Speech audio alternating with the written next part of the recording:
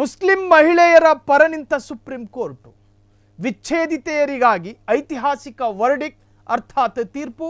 ವಿಚ್ಛೇದನದ ಹಕ್ಕುಗಳ ರಕ್ಷಣೆ ಕಾಯ್ದೆ 1986ರ ಅಡಿಯಲ್ಲಿ ತೀರ್ಪು ಪ್ರಕಟಗೊಂಡಿದೆ.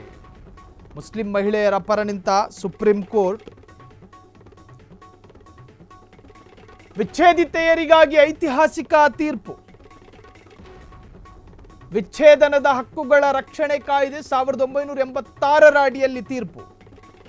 ವಿಚ್ಛೇದಿತ ಮುಸ್ಲಿಂ ಮಹಿಳೆಯರಿಗೆ ಅನುಕೂಲ. ಮಹಿಳೆಯರಿಗೆ ಮದುವೆ ಸಮಯದಲ್ಲಿ ಪೋಷಕರು ಕೊಟ್ಟ ನಗದು ಮತ್ತು ಚಿನ್ನಾಭರಣ ಮರಳಿ ಪಡೆಯಲು ಅರ್ಹಳು ಎಂದು ಸುಪ್ರೀಂ ಕೋರ್ಟ್ ಆದೇಶ.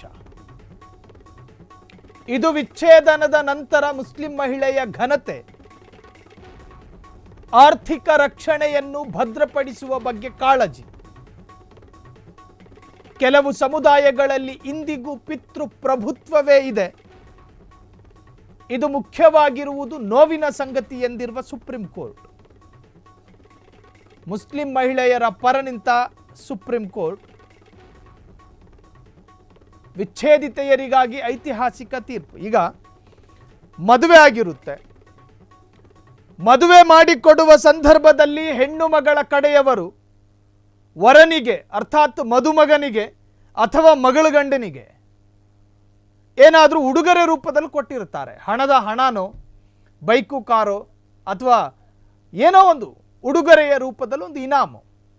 ಒಂದು ವೇಳೆ ಆಕೆಗೆ ವಿಚ್ಛೇದನ ಕೊಡುವುದೇ ಆದಲ್ಲಿ ಆಕೆಯ ತಂದೆ ನಿನಗೆ ನೀಡಲಾಗಿರುವ ಉಡುಗೊರೆ ಏನಿತ್ತೋ ಅದನ್ನು ವಾಪಸ್ ಕೊಡಬೇಕು.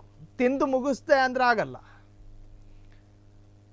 ಕುತ್ತಿಗೆಯಲ್ಲಿ ಬಿದ್ದಿತ್ತು ಚಿನ್ನದ ನೆಕ್ಲೆಸ್ಸು, ನನಗೆ ಸ್ವಲ್ಪ ಹಣದ ದಾಹ ಇತ್ತು, ಸ್ಥಳೀಯ ಬ್ಯಾಂಕಲ್ಲಿ ಅಡ ಇಟ್ಟೆ, ತಿಂದು ತೇಗದೆ ಅಂದ್ರೆ ಆಗೋದಿಲ್ಲ. ಆಕೆಯ ಮನೆಯಿಂದ ಸಿಕ್ಕಿದ್ದ ಉಡುಗೊರೆ ರೂಪದ ಹಣವನ್ನು ಮರಳಿ ಕೊಡಬೇಕು. ವಿಚ್ಛೇದಿತ ಮುಸ್ಲಿಂ ಮಹಿಳೆಯು ಮದುವೆಯ ಸಂದರ್ಭದಲ್ಲಿ ತನ್ನ ತಂದೆಯಿಂದ ಪಡೆದ ನಗದು ಮತ್ತು ಚಿನ್ನಾಭರಣಗಳನ್ನು ಮರಳಿ ಪಡೆಯಲು ಅರ್ಹಳು ಎಂದು ಸುಪ್ರೀಂ ಕೋರ್ಟ್ ಐತಿಹಾಸಿಕ ತೀರ್ಪು ನೀಡಿದೆ. ಮುಸ್ಲಿಂ ಮಹಿಳಾ ವಿಚ್ಛೇದನದ ಹಕ್ಕುಗಳ ರಕ್ಷಣೆ ಕಾಯ್ದೆ 1986ರ ಅಡಿಯಲ್ಲಿ ಈ ಹಕ್ಕನ್ನು ಎತ್ತಿ ಹಿಡಿದಿದೆ. ಮುಸ್ಲಿಂ ಮಹಿಳೆಯರಿಗೆ ಶಾಪವಾಗಿದ್ದ ತಲಾಕ್ ವಿಚಾರವನ್ನು ಕೇಂದ್ರ ಸರ್ಕಾರ ರದ್ದು ಮಾಡಿ ಅದನ್ನು ಸುಪ್ರೀಂ ಕೋರ್ಟ್ ಎತ್ತಿ ಹಿಡಿದಿದ್ದು ಹಳೆಯ ವಿಷಯವಾಯಿತು. ಇದೀಗ ಮತ್ತೊಂದು ಐತಿಹಾಸಿಕ ತೀರ್ಪು ಮುಸ್ಲಿಂ ಮಹಿಳೆಯರ ಪರವಾಗಿ. ಈಗ ಒಂದು ವಿಶೇಷವಾದಂಥ ಐತಿಹಾಸಿಕ ತೀರ್ಪು.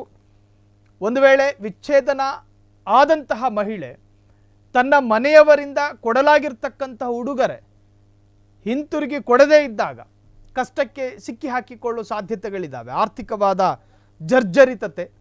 ಈಗ ಸುಪ್ರೀಂ ಕೋರ್ಟ್ ಕೊಟ್ಟ ಆದೇಶದ ಪ್ರಕಾರ ಆತ ಎಲ್ಲವನ್ನೂ ಕೂಡ ಕೊಡಬೇಕಾಗಿ ಬರುತ್ತೆ. ದುರ್ಬಲ ಹೆಣ್ಣು ಮಕ್ಕಳ ಪರಿಸ್ಥಿತಿಗೆ ಇದು ಒಂತರಹದ ಸ್ಪಂದನೆ.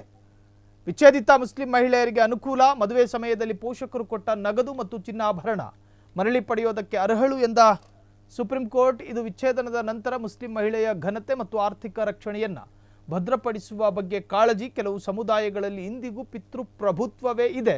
ಇದು ಮುಖ್ಯವಾಗಿರುವುದು ನೋವಿನ ಸಂಗತಿ ಎಂದಿರುವ ಸುಪ್ರೀಂ ಕೋರ್ಟ್. ಇದರಿಂದ ಒಂದಷ್ಟು ಅನುಕೂಲಗಳಾಗೋ ಸಾಧ್ಯತೆಗಳಿದೆ. ಕ್ಷಣ ಕ್ಷಣದ ಸುದ್ದಿಗಳಿಗಾಗಿ ಫ್ರೀಡಂ ಟಿವಿ ಸಬ್ಸ್ಕ್ರೈಬ್ ಮಾಡಿ, ಲೈಕ್ ಮಾಡಿ ಹಾಗೂ ಫಾಲೋ ಮಾಡಿ. ಹೊಸ ಸುದ್ದಿಗಳ ನೋಟಿಫಿಕೇಶನ್ಗಾಗಿ ಬೆಲ್ ಐಕಾನ್ ಮೇಲೆ ಕ್ಲಿಕ್ ಮಾಡಿ.